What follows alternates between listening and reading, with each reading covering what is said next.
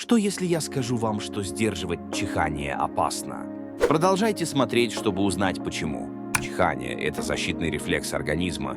Оно помогает избавиться от раздражителей в носу. Сдерживание чихания может привести к серьезным проблемам. Давление воздуха может повредить барабанные перепонки или даже вызвать разрыв кровеносных сосудов в мозгу. Были случаи перелома ребер из-за сдерживания чихания. Поэтому всегда чихайте свободно, прикрывая рот и нос. Берегите здоровье и не рискуйте без причины. Нажмите лайк, если узнали что-то новое.